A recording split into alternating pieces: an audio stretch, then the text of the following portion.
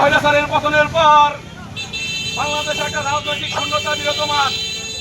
এই রাজনৈতিক শূন্যতার সুযোগ নিয়ে এককালের রাজাকার, এককালের স্বৈরাচার মিলেমিশে একাকার।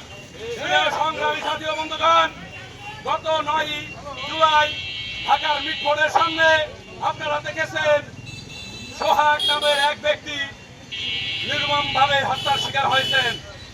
আপনারা হয়তো জানেন না, এই সোহাগ যুবদলের একজন নেতা। এখন এই সোহাগকে কেন্দ্র করে বাংলাদেশে যুবদলকে ক্ষতিগ্রস্ত করার পায়তারা চলছে, যুবদলকে নিয়ে বিভিন্ন রকম ষড়যন্ত্র চলছে।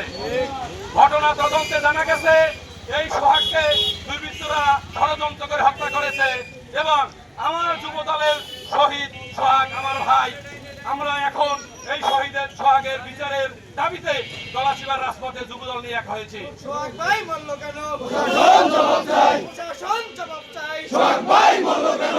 প্রিয় সংগ্রামী সাথী ও বন্ধুগণ, আপনারা জানেন 71-এর রাজাকার যারা বাংলাদেশের স্বাধীনতার বিরুদ্ধে সোচ্চার ছিলেন, কোন অবস্থাতেই বাংলাদেশের স্বাধীনতা চান নাই।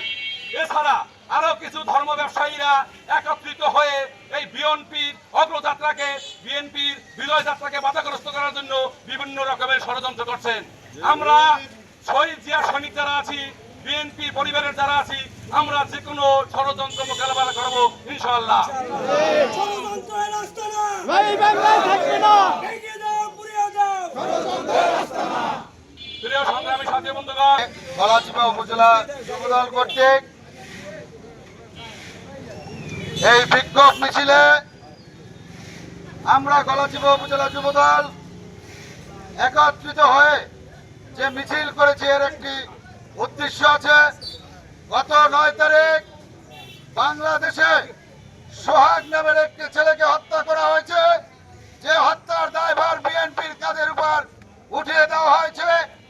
এই দেশে রাজাকার, আজকে নূতন সংগঠন নামে দাবিদার এনসিপি, তারা বিএনপিকে বাংলাদেশের জনগণ থেকে বিচ্ছিন্ন করার জন্য মিথ্যা অপবাদ দিয়ে বিএনপির কাঁধে হত্যার দায় চাপিয়ে দিতে চেয়েছিল।